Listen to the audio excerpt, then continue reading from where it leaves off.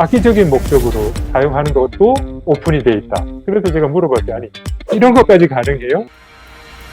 안녕하세요. 인터뷰를 통해 전문가의 관점을 쉬우면서도 구체적으로 끄집어내는 고우성의 인터뷰입니다.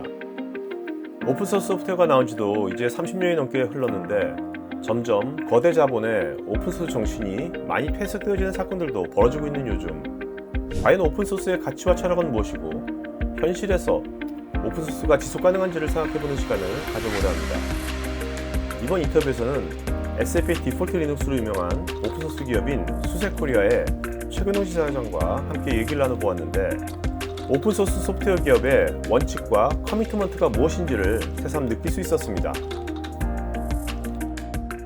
20년도 말에 이제 쿠버네티스 영역에서 이제 잘 하고 있던 오픈소스 기업을 이제 인수 합병을 하게 되었습니다. 이름이 이제 렌처라는 제품이고, 유명한 거죠, 렌처. 오픈소스. 예, 많이 이제 많이들 아시고 사랑받고 있는 제품인데, 이제 렌처를 이제 인수를 해서 저희 이제 프로덕트 포트폴리오에 담았는데, 보니까 렌처가 사실은 고객들에게 가장 많이 다운로드되고 그 다음에 사랑을 많이 받고 있는 제품인데, 상용 서포트를 쓰시는 고객보다 상용 서포트를 사용 안 하시고 저희한테 비즈니스가 안 되는 그냥 가져다가 쓰시는 고객이 훨씬 많은 거예요. 한마디로 돈이 안 되는, 돈이 안 되는 고객이죠.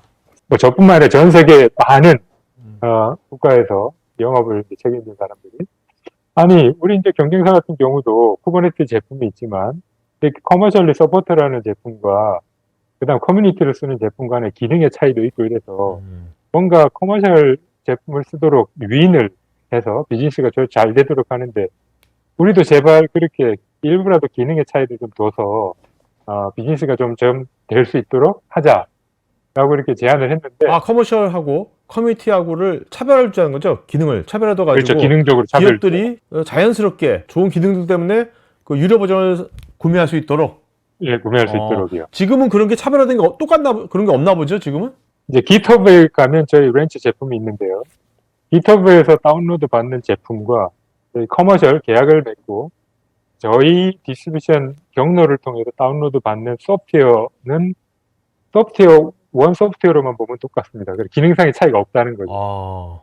우리가 그러면 어디에다 밸류 포인트를 차별을 할 거냐 고민들을 합니다만, 어떤 유료 채널을 통해서 다운로드 받는 제품에 대해서는 수세가 보안 관점에서 조금 더 엄밀하게 검증을 해서 내려받았을 때 그런 보안 이슈가 없고, 그래서 저희가 뭐 저희 용어로는 하드닝해서 훨씬 안전한 형태로 소프트웨어를 제공을 한다. 이렇게 지금 고객들한테 어필을 하고 있고, 또 거기에 여러 가지 기술 지원, 여러 가지 베스트 프랙티스 이런 부분들이 녹여져서 충분히 가치가 있다라고 저희는 이제 고객들께 밸류 어필을 하고 있는데, 그냥 순수 소프트웨어 알갱이로만 보면 똑같은 제품이에요. 네. 영업 라인에도 계속 기능상의 차이를 좀 더 달라고 엄청나게 많은 요구들이 들어왔을 텐데 왜 안 되냐, 저도 답답해서 물어봤더니, 이게 이제 인수된 벤처의 엔지니어들이 있을 거 아닙니까? 이 엔지니어들이 그렇게 상용 버전과 커뮤니티 버전에 뭔가 기능적인 차이를 두면 이 오픈소스의 정신이 훼손됐다 이러면서 회사를 다 떠날 거다라는 걸 되게 두려워하더라고요. 그래서 그렇게 못한다고 하는데, 이게 뭐 사실인지 아닌지는 모르겠습니다만 그런 얘기를 제가 전해 들었고요. 네. 컨테이너에 대해서 최근에 보안이 점차 이제 관심이 높아지고 컨테이너 환경의 보안을 잘 유지하는 게 중요해서 그 컨테이너 보안에 특화된 소프트웨어 제품을 인수를 했어요. 근데 이 제품은 이제 뉴벡터라는 제품인데, 특허받은 기술 한 12가지 정도 페이턴트를 이제 가지고 있는 IP가 아주 단단한 그런 제품이었고요. 이 제품을 인수를 했는데, 그 전에는 이제 프로프라이터리하게 라이센스 모델을 갖고 있던. 그러니까 뉴벡터가 인수하기 전에 뉴벡터의 비즈니스 모델은 오픈소스가 아니라 유료 판매 모델이었는데. 예, 라이센스를 이제 공급하는. 근데 인수를 해서는 오픈소스로 전환을 시켜버렸어요. 그래서 이제 뉴벡터는 이제 수세 렌처 포트폴리오 안에 역시 이제 오픈소스로 정체성이 변경이 돼서 고객들은 이제 뉴벡터라는 거를 오픈된 GitHub나 이런 사이트에서 뉴벡터 제품을 다운로드 받아 설치해서 사용하시는 데 문제가 없습니다.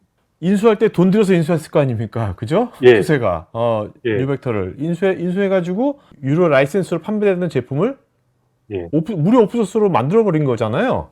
수세 입장에서는 그러면 그걸로 어떻게 돈을 버는 거죠? 사실은 이제 오픈소스는 이제 공짜다라는 인식을 가지고 계세요. 이게 뭐냐면 특정 스냅샷 때 시점만 놓고 보면 고객들이 라이선스를 지불하지 않고 소프트웨어를 다운로드 받아서 제가 설치해서 사용하고 거기에 뭔가 내가 필요한 것들을 얹어서 또 수정 보완도 하고 필요하면 그걸 리디스트리뷰트 상업용 목적이 아니라 뭐 다른 목적으로 또 디스트리뷰트 배포할 수 배포도 있는. 가능할 수 있고 뭐 이렇게 돼 있어서 사실은 거기에 돈이 움직일 수 있는 영역은 없어 보이는데 이제 다른 한편으로 보면 이 소프트웨어라는 거는 이렇게 멈춰 있는 게 특정 스냅샷 한 순간에 이렇게 멈춰 있는 게 아니라 계속 에볼루션 하지 않습니까? 그렇죠. 계속 새로운 환경에 맞춰서 새로운 기능이 애드가 되고 새로운 기술이 접목이 되고 서비스도 접목이 환경이 되고. 바뀌면서 다이내믹이 이제 막 일어나니까 뉴 피처들이 막 얹어지는데 소프트웨어는 사람이 만드는 거다 보니까 완전할 수가 없어요. 소프트웨어가 지속적으로 변경이 되는데 고객들이 이제 선택하는 거는 어느 순간에 선택한 그 환경에 문제가 없었다 그러면 거기에 머물러서 그냥 늘 그 특정 과거 시점에 있던 거 아니면은 에볼루션하는 이게 진화하는 소프트웨어를 계속 갱신하면서 최신 기술과 기능들을 이제 사용을 하든가 두 선택을 하셔야 되는데 어느 정도 기간은 내가 업데이트를 안 하고 머물러 있을 수 있습니다만 시간이 한참 지나면 예를 들어서 우리가 모바일 폰을 쓰더라도 모델이 바뀌고 통신도 모델이 바뀌면 이제 바꿔줘야 되잖아요. 그래서 적정 시점이 되면 이런 소프트웨어를 체인지를 해야 되는데 그런 과정에서 항상 누적돼 있던 뭔가 기술적인 문제들 이런 부분들이 이제 발생할 수 있게 되고 또 그렇지 않더라도 평상시에 문제가 없이 간다 하더라도 어떤 특정 상황에서는 예기치 못하게 이슈들이 발생을 하게 되는데 통상 이런 그 리눅스 OS라든지 쿠버네티스 제품이 기업들의 가장 미션 크리티컬한 환경, 대고객 서비스를 직접 서포트하는 환경이다 보니까 이런 상황에서 문제가 발생을 했을 때 빨리 조치하거나 아예 문제가 발생하지 않도록 준비하는 것은 굉장히 중요하죠. 네.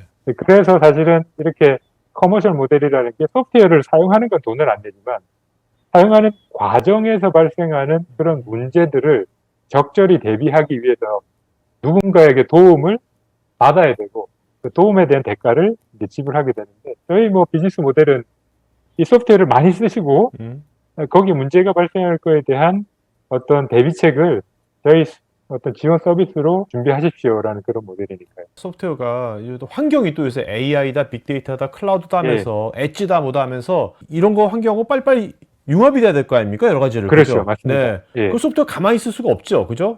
가만히 있을 수가 없죠. 환경이 안 바뀌는 옛날이면 그 소프트웨어 구매한 그 시점에서 그냥 쓰면 되겠지만 지금 그게 엄청 급변한 세상이니까. 과거에는 이제 소프트웨어를 그런 형태로 뭐 라이선스가 없이 그냥 사용하는 형태로 했다가 제가 좀 전에 말씀드린 그런 그런 모델에 대한 이해들도 높아지고 이게 소프트웨어라는 게 공짜로 그냥 설치했다고 끝나는 게 아니라 사용 중에 일어날 수 있는 이런 많은 것들을 제가 대비하고 적절한 지원 체계를 확보하는 것들이 꼭 필요하구나 라고 이제 점차 그 이해도가 높아지고 그런 부분들에 대해 성숙도가 높아지시는 것 같아요. 그래서 뭐 오픈소스 미래는 밝지 않나 뭐 그런 생각. 네. 기업이란 게 뭐 구글은 뭐 don't be evil 하지만 착하다 뭐 악하다 선하다 뭐 기업이란 것에 좀 엔티티가 좀 그게 좀 애매모호하지만 어쨌든 간에 추세가 갖고 있는 마인드셋이라든지 오픈소스에 대한 열린 자세 같은 것들은 상당히 좀 응원을 해주고 싶은 마음이 좀 이렇게 우러나오게. 예. 예. 서비스 입장에서는 저희 제품을 가지고 내가 서비스를 할래. 그래서 특정 어떤 그 업체가 저희 제품을 클라우드 환경에다가 이제 등록을 해서 저희 걸 서비스한다고 그랬는데 그걸 제가 신기해가지고 이 업체랑 수세랑 무슨 관계가 있길래 우리 제품을 가지고 여기서 서비스를 한다고 이러는. 그러니까 교육 서비스요? 교육 서비스? 아니요, 그냥 그 소프트웨어 지원 서비스 같은 네. 거. 파트너가 아니라 그래서 그래서 제가 물어봤더니 아니 이런 것까지 가능해요? 그랬더니 실제 오픈소스 정의의 스텝에 보면 악의적인 목적으로 사용하는 것도 오픈이 돼 있다. 그런 것까지 이렇게까지 얘기해서 이건 정말 너무한 거 아닌가? 본사에서? 예, 본사에서. 그걸 제재하지 않는다. 지금까지 살펴본 오픈소스에 대한 수세의 원칙과 커미트먼트는 어떻게 보면 오픈소스 비즈니스의 본질을 꿰뚫어 보는 수세의 자신감에서 우러난 것 아닐까요? 그렇다면 수세가 추구하는 오픈소스의 생태계는 어떤 것일까요? 수세코리아의 최근호 지사장과 제가 진행하는 웨비나나 관련 자료가 관심 있으시면 우측 상단에 카드 링크를 클릭하시기 바랍니다.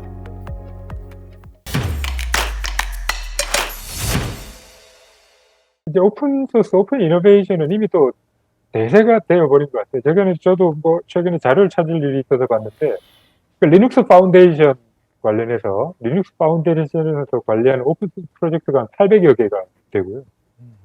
일주일에 5천만 라인 이상의 코드가 계속 그 리눅스 파운데이션 관리하는 그 여러 프로젝트에 5,500만 라인 소스 코드가 만들어지고, 거기 커뮤니티 전체에 한 17,000여 멤버 기업, 이게 뭐 공공기관이든 연구소든 상용 기업이든 17,000개 기업이 함께 붙어서 수십만 디벨로퍼가 일주일에 한 5,600만 라인의 코드들을 만들어내는 그런 거대한 생태계가 만들어지는 거죠.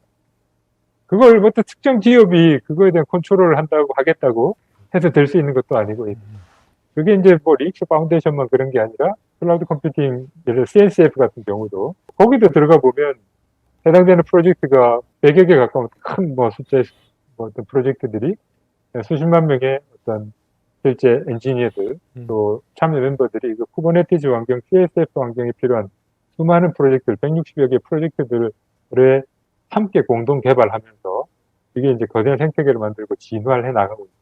그래서 그 소프트웨어 자체의 IP를 내가 오우닝하는 거의 어떤 그 혁신 속도, 범위와 이걸 공개해서 이 소프트웨어 자체의 큰 커다란 혁신, 이런 것들을 함께 만들고 그 자체를 향유하는 그 범위와 속도는 뭐 차원이 다른 게임인 것 같습니다. 그래서 이제 오픈 이노베이션, 오픈 소스가 점점 대세가 된 것 같습니다. 수세 같은 이런 오픈소스 기업을 지향하는 회사들은 지금 말씀하신 대로 이런 오픈소스 커뮤니티의 자발적인 서포트와 참여가 굉장히 중요하겠네요. 그게 경쟁력이네요. 예, 그게 파운데이션이라고. 그 안에서 이제 우리만이 가지고 있는 뭔가 좀 더 나은 서포트 체계, 그 다음에 엔지니어링적으로 우리만이 기여할 수 있는, 컨트리뷰트 할 수 있는 그런 부분들을 찾고 이제 먼저 이렇게 좀 혁신을 선도한다. 그러면서 그것이 다시 이제 피드백 루프로 또 전체 커뮤니티에 또 재활용되고 뭐 이러면서 이제 더불어 성장하는 그런 모델이, 소프트웨어를 지배하는 기업, 소프트웨어를 지배하는 국가가 그만큼의 어떤 지배력을 갖는, 실제로 그런 걸 목도하고 있죠. 미국이 이 소프트웨어 관련된 그런 어떤 영향력, 이런 걸 가지고 지금 IT 월드를 주도하고 있는 그런 형태니까.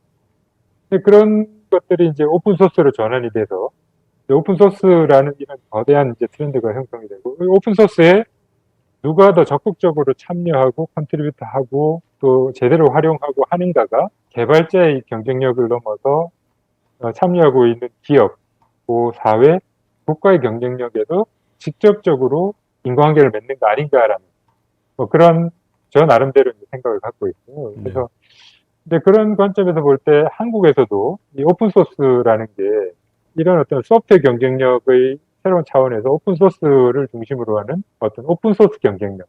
그래서 많은 개발자들이 오픈소스에 컨트리뷰터로 참여하고 어떤 거기에 기여하고 그러면서 개인적인 성장을 하고, 또 기업들도 오픈소스의 소비자로서 또는 공짜로 가져가지는 이 오픈소스의 어떤 혜택을 향유만 하는 수동적 대체가 아니라 역량을 갖고 있는 기업들이 여기에 적극적으로 참여를 하고 주도하고 이러면서 기업의 어떤 오픈소스 경쟁력도 커지고, 그러니까 새로운 기회를 그런 것들이 만들어내고 보이고, 기업에 있어서. 그런 것들이 또 사회적으로 확장되고 연결이 되면 또 한 국가의 오픈소스 경쟁력도 그런 식으로 커지면서 실제 그 오픈소스 경쟁력이 다른 경쟁력까지를 견인할 수 있는 거 아니냐, 그런 생각을 하고는 있는데, 그게 뭐 사실 제 개인적인 지금 포지션에서 그렇게 드라이브를 하거나 이런 거는 아닙니다만, 계속 그런 형태로 발전되기를 바라면서 계속 제 역할을 하고 있다, 이렇게 보시면 됩니다. 테크 전문 채널 토크아이티에서는 IT 인프라 관련 다양한 전문가들과 언제든지 상담하고 소통할 수 있는 구해줘 IT 인프라란 공간이 있습니다. 구글에서 한글로 토크아이티 치시거나 우측 상단의 링크를 클릭하시면 됩니다. 여러분의 좋아요와 구독은 컨텐츠 제작에 큰 힘이 됩니다.